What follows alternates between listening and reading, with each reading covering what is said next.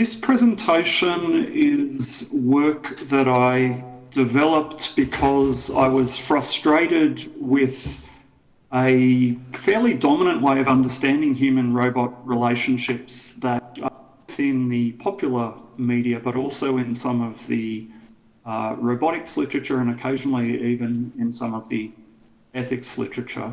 And so if you spend time reading or speaking about robots, you'll often hear this claim made that people are already in love with their robots. So you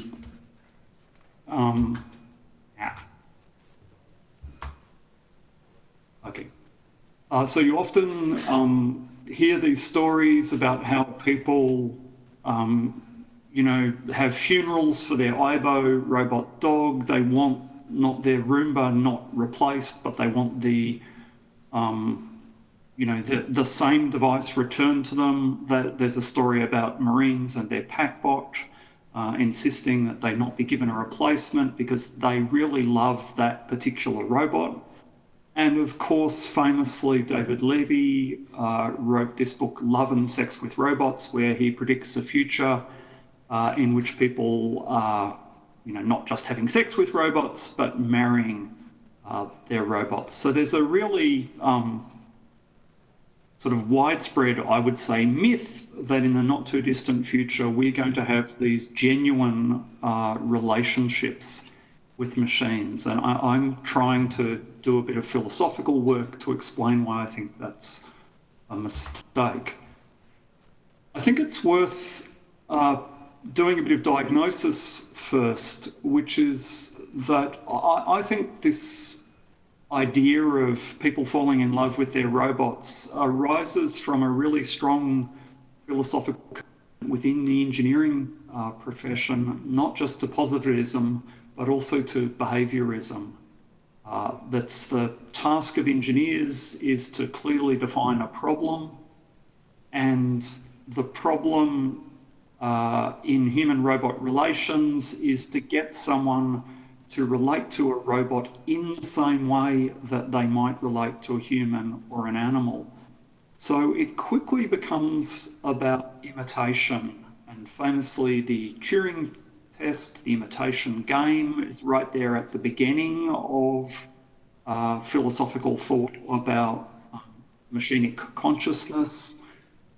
Famously, Hiroshi Ishiguro has been very explicit, saying, I want to build a robot that people cannot tell isn't a person. And then he suggests, well, if you can't tell whether it's a person or a robot, it might as well be a person, so it is a person.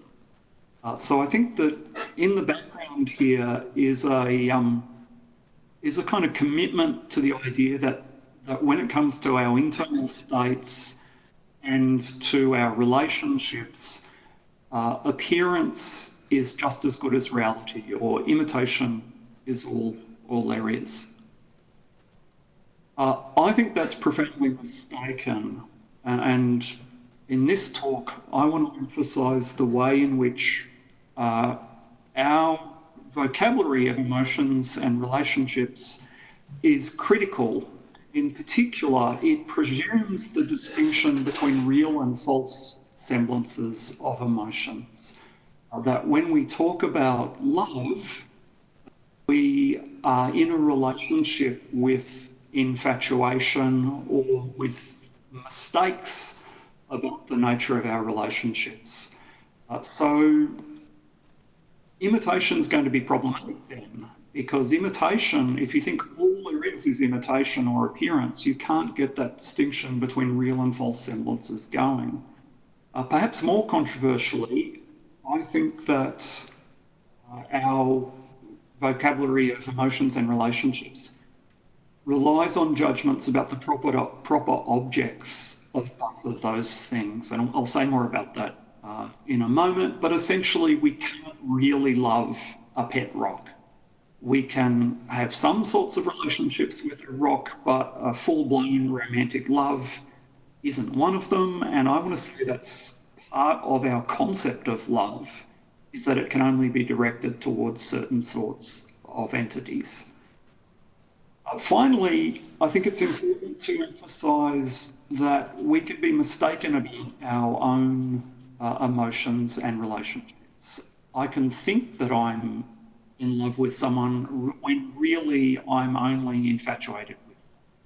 Or I can think that someone is my friend and in fact they're not my friend because their motives are mercenary. So we don't always need to defer to people when they make claims about their relationships and their emotions. Sometimes we would say, hopefully politely, you're mistaken about that. That's not true. So I'm going to give this presentation talking about love, but I'm hoping the claims will generalise, and you must admit there is more work to be done to check that. I haven't gone through every emotion or relationship and seen whether it has the same features, but I'm pretty confident that these key claims on this slide are true of a whole series of important emotions and relationships. So I'm going to start with the claims about the proper objects of relationships because they're a little bit easier to illustrate. And then at the end of the presentation, I'll talk a bit more about the distinction between real and false semblances. So to get a grip on why we might think that claims about emotions and relationships implicitly rely upon ideas about their proper objects, it's helpful to consider a scenario where we are inevitably judgmental about other people's behaviour because we sit in judgment on their claims about their emotions and relationships. So let me move to a very classic philosophical thought experiment. I want you to imagine that three separate house fires occur, in close succession or simultaneously, and three different women come home to discover that their house is in flames and face a dilemma about whether to run into the flames to try to rescue something precious that's inside the building. So Alice comes home and realises that her child might be in danger. Linda comes home and realises that her beloved pet dog might be in danger. And Charlie comes home and realises that the robot dog that she displays a lot of affection towards might be in danger. And what I would like to begin by showing is that I think we both would and should respond quite differently to those cases. So the would respond is an empirical claim. If you saw someone running into a burning building to save their robot dog, I think you would respond differently to than if you saw them running in to save their child. But it is important to the conceptual structure of this argument that I'm interested in a normative critical claim. Even if people do respond in the same way to some of those different scenarios, I want to insist that they might be wrong to do that. So it's a stronger claim just than a sort of empirical psychological claim. It's a claim about the proper application of concepts, and I will say more about that in a moment. So let's have a look at Alice. If Alice runs into the flame, screaming, "My baby, I have to rescue my baby," we don't really need to explain that. No one would be terribly surprised that a mother did that for a child, or indeed a stranger did that for a child. And we might say, look, that's what love requires. If you love your child, you're obligated to at least feel the urge to run into the flames, and you may well be obligated to put your own life at risk to try to save your child. Now imagine that she does something else. She actually just, sits back and lights a cigarette talks with the people around her, says, oh, yep, that's terrible, my baby's burning to death.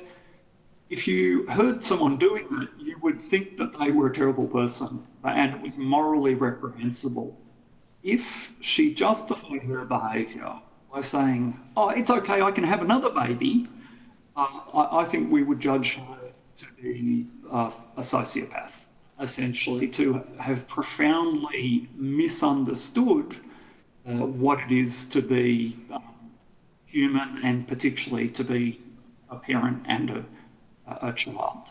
So our judgments here are strongly normative, strongly critical. Now let's look at Charlie. I'm going to come back to Belinda. So Charlie's robot dog is in the house. And if she runs into the flames, then actually that's bizarre. That needs to be explained. And I think we would judge her to be foolish. I think we would say this is someone who is mistaken about what's at stake here and about the value of the robot. If Charlie were just to kick back and say, oh, well, you know, them's the breaks, let's smoke a cigarette together, we wouldn't be particularly perturbed. We'd just say, okay, she's realised that the situation is lost, getting on with life, no particular problem there. And if she were to explain herself by saying, well, that's okay, I can get another robot, that I think would be entirely unremarkable. What about the case of the real dog? And I'm interested in the real dog because I think it's philosophically revealing and because it can tell us something about the limit cases to these kinds of normative judgments. So if she runs in to save her, beloved pet dog, I think we would understand someone doing that. We don't think that they're a complete idiot in the way that I think we might think if someone ran in to save their robot. But we would say, okay, she's motivated by love. Maybe she really loves this dog and that's why she's prepared to put her life at risk. Still, I think you would be critical in that situation. You'd say this is not worth a human life to save a dog. That would be even clearer if she was asking, first responders, fire officers to enter the building to save the dog. You'd say, no, that's a mistake. I think in this case, if she were to sort of just casually watch the fire burn, you would think that there was something troubling about that. If she said, that's okay, I can get another dog, I think that she would reveal that she didn't understand what it was to have a pet. We do relate to some animals as though they were replaceable, particularly food animals. I think we think they have no individuality in the way that a pet does. But if you understand what it is to have a pet, you don't just replace them whenever it's convenient to do so. So I do think there is some room for argument here, and I want to emphasise that our critical vocabulary around emotions and relationships is under discussion and negotiation. You can have a conversation about these matters. You can make arguments about how sentimental it is to celebrate your dog's birthday or whether you should get an expensive burial for a dog, stuff like that. I think there is some room for discussion there. I'm nowhere near as convinced that we can extend that sort of debate to the case of robots. Now, I think some people at this point will resent and resist my willingness to describe someone else's self-avowed emotional commitments as being foolish or mistaken. We can certainly imagine Charlie to have a long history with the robot. Maybe the robot is capable of very sophisticated behaviours. She really cares about it. She's invested a lot in that robot. So I think there are some morally relevant facts here related to history that you should pay attention to. But notice, these flight rates will change, that everything we could say about Charlie, we could say about Dolores, who runs into the house to save her pet rock. Now, I take it you could potentially, if you were perhaps slightly lonely, perhaps slightly deluded, you could establish a history with a pet rock. You could take it everywhere, you could talk to it, you could get very upset if you lost your pet rock. You could make all the same sorts of claims that you could make about the robot dog of the pet rock. And yet I think it's very, very clear that Dolores doesn't really love her pet rock. And if she ran into a burning building to save her pet rock, we would be appropriately critical. So for someone who wants to emphasise the contingent and historical relationships that we have with robots, this is a difficult counter example because it doesn't seem essential to those contingent historical relationships that the robot is capable of doing any particularly sophisticated behaviours at all. That might make it more likely that someone had those kinds of relationships, but the absence of complexity doesn't prohibit those kind of relationships. So what I'm trying to show here is the role played by these broader set of judgments in the application of our motion concept love. And it's not sufficient for someone to respond to this argument by taking a poll and getting a whole lot of people to agree that Charlie really does love her robot. Because there's this normative connection between the concept and a whole series of other emotions and relationships. So I think, for instance, there's an image here of a Shinto funeral for a whole series of Aibo robot dogs. That is actually pointing to something significant. If you claimed that you genuinely loved your robot, then when it died, you should grieve for it. And someone who says, look, I love this robot, and then when it dies, they just replace it, is showing that they don't understand the concept of love. So that's to show that we have these intuitions about the proper object of relationships. I think we use those internally as well. So sometimes, for instance, we might discover that one of our friends, we described our relationship as a friendship, and then we realised that they were only in it for the money, and you say, I was wrong. They weren't really my friend. A slightly more subtle case is the role played by infatuation in making love possible. So I want to argue that the value of love, the value we place on real love, is established, is partially constituted by the existence of imitation love or false love. And it's the fact that so often we're surrounded by things that look like love but aren't. It's real love so precious. Now, if I'm right in this, you can see why this is a problem for the sort of positivist and behaviourist account of our relationship with robots, because that account places all the emphasis on successful imitation. But successful imitation always falls short of reality. You can always ask of any relationship, no matter how extended, is it really the case that this is love or friendship or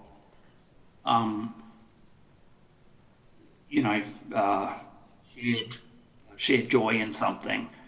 You can always ask this question, is it really?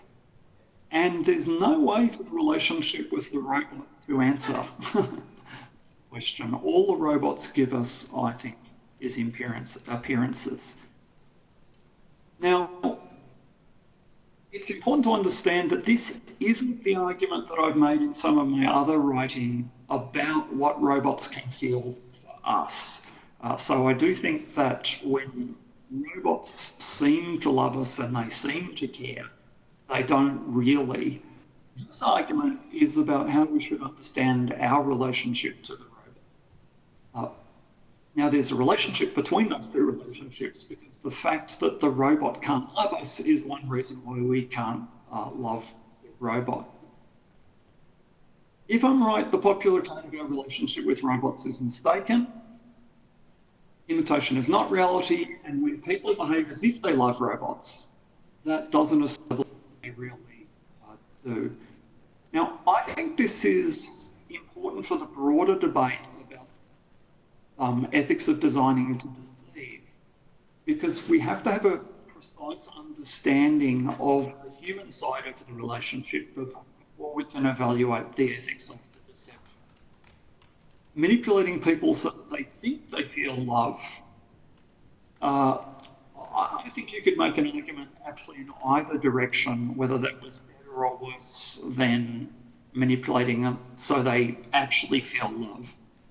Though in my account, you won't actually ever be able to actually feel love for robots. It's absolutely clear, I think, that if I'm deluded about my relationship to a robot, if I think that I feel love and I don't, then I won't get the benefits that come, particularly on an objective list theory, of having the real relationship with a robot. So I hope I have, maybe this is one of those papers that you have to pick your audience in order to find anyone who disagrees with you. In some ways, some of this work is quite old work in philosophy of emotion, but given the prevalence of these claims about real relationships with robots, I thought it was important to try to make this argument in the literature. I hope it might be possible to hear some questions from people briefly, and I must apologise in advance. I'm not going to be able to stay for the rest of the session because I need to go and collect my children from the various places I've distributed in order to be able to give this talk.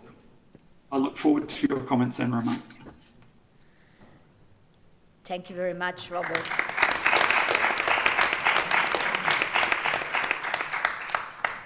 Thank you very much for your very thought-provoking talk, and we were happy to perfectly hear you despite the initial technical problems.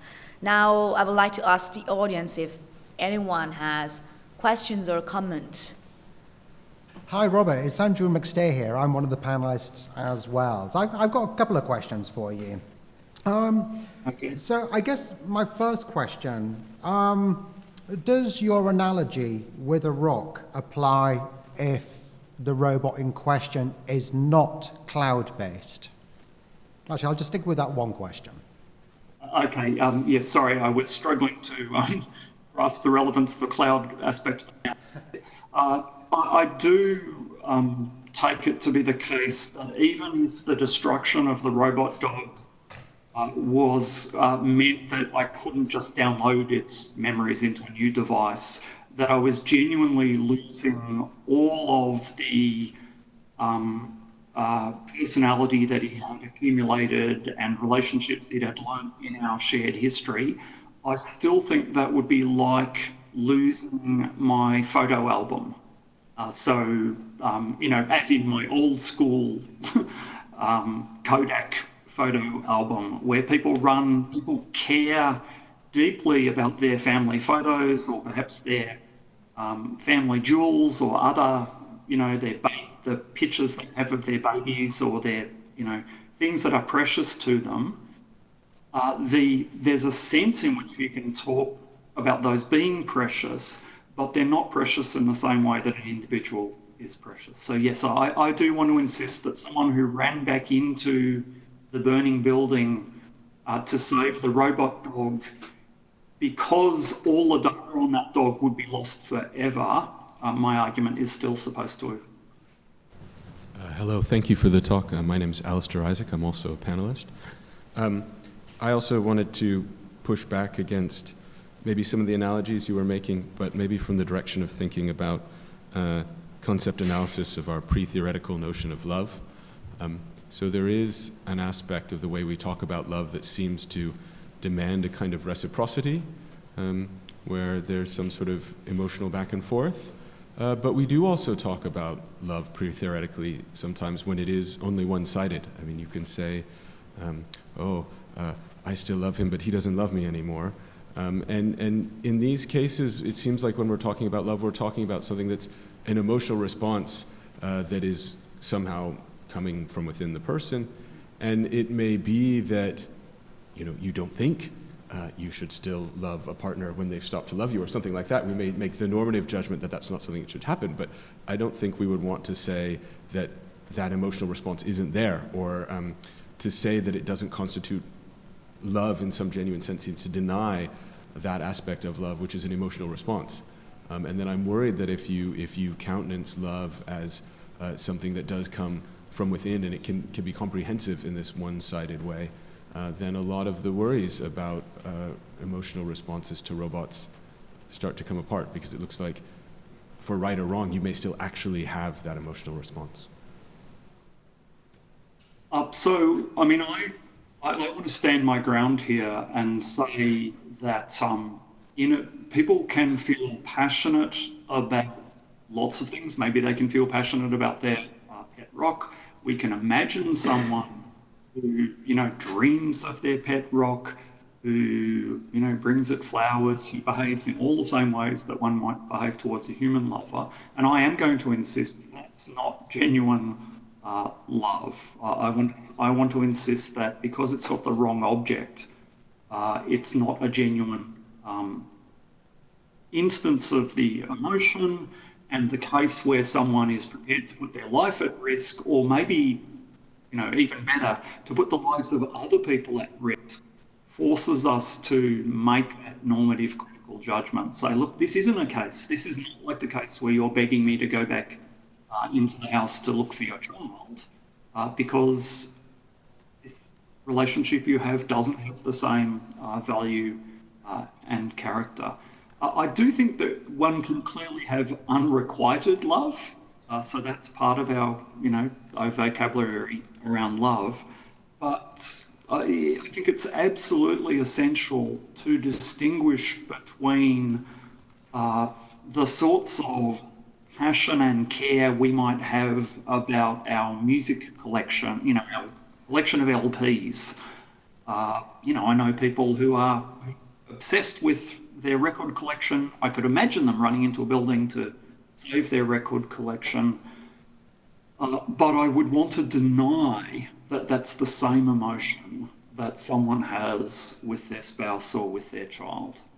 Again, this is one of those cases where I'm not sure what other tools they have to motivate the intuition, except to point back to this case where something actually rests on the judgment, i.e. someone puts their life or the life of someone else at risk for the sake of what they claim is this relationship of love. And I think most people, well, not just most people would, but we should deny that they are actually correct about the nature of their relationship or emotion. Hi, I'm Antonio Kella. You mentioned the fact that it would be strange to go into fires to save a rock, for example. But let us consider the case of artistic masterpiece. For example, Michelangelo's statue, for example, or a painting or a portrait. No one will blame us for put our life in risk to save artistic masterpiece. After all, even a statue is a rock, but no one can blame us for going into fires. Thank you. Good. So in a way, that's an example where the history or the cultural associations do make it plausible to think that someone might care deeply about a rock. I still don't think that's the same relationship that we have with a child or another person, for instance. And I mean, one would have to have a longer argument about the different implications of, say, replication for these two cases. I do have some intuition that putting someone's life at risk to save even the most precious artwork is less defensible than putting someone's life at risk to save even the least loved human being amongst us. And I guess, I mean, imagine this sort of claim, that's okay, I can get another one. I don't think that ever works for human beings, even though, of course, there is a sense in which, there's a lot of human beings, people do recover from the deaths of children, they move on with their lives, but it's still, what they're doing is not getting another one, whereas I guess it's more really expressed there. I think with the artistic masterpiece, actually, that claim might be more plausible. That if you pointed out that there was another, Michelangelo down the street, that might well be morally relevant in a way that pointing out that there was another child to be had wouldn't. So, I mean, there are different registers in which things can be precious. I want to resist the notion that mere commitment is enough to establish that it's a case of love and consequently also the value of the object. I'm Gianpaolo Ghilardi. I'm a panelist. My question for you is this one. I think it's common to say that we can love different things in different ways. Well, I love my wife, I love my pet, and I love my car, and that's perfectly normal. The point, I think, is that we need to understand the ontology of the love of the object we love, since the problem could arise when I start bringing flour to my car. That's, of course, I cannot do it. And the problem is that if I have to choose to save my car and save my wife, if I choose to save my car, that's another problem. So it's the order of love, as St. Augustine and many like him said. Therefore, the question, usually it is put in this way. It's not right to love things more than human or to love things more than. I think this is a mistaken point, since it's not a question about the quantity. You love something more than something else. Since the object of love differentiates the love itself. It's a totally different thing to love your car. It's appropriate to love your car in a proper way, and it is a completely different thing to love your wife. These are two different kinds of love because there are two different kinds of objects that qualify love itself. So I think it is about the ontology, the object that you love, that specify the love. And we have to understand what kind of object a robot is and what kind of love it allows us to speak about. I would like to hear your opinion on this. Thank you. Thank you. So look, I'm basically in agreement with that line of thought. I guess what I want to claim is that the love that we can have for robots is always analogous to the love that we can have for cars, and rather than the love that we can have for our spouses or our children. And understanding that is useful because it tells us a couple of things about human-robot relationships. In particular, if I can love my car, I can love my existing iBo in the same way, even though it's not actually a very sophisticated device. And adding a whole series of bells and whistles to iBo, putting more and more AI into it, isn't actually going to change that.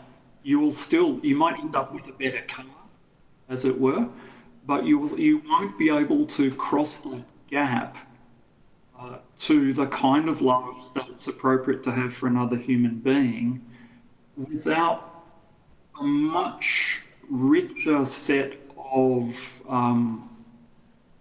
emotions and relationships becoming appropriate. For instance, so I mean, I raised grief, but you could also imagine shame, remorse. I mean, a whole series of moral emotions that are going to struggle to get a grip when it comes to any object. So, yep, if someone wants to say, I love my robot in the same way I love my car, I don't have any particular problem with that. But that's not the claim that lots of people are making in the literature. They're making a claim that because someone behaves in the same way that they might behave towards a real dog, you know, they behave towards Ibo in the same way that they might behave towards a real dog, that's enough to mean that they genuinely love it. And I just want to insist upon the distinction that you're also drawing attention to between the kinds of relationships we can have with things, the kind of relationships we can have with people and perhaps with animals.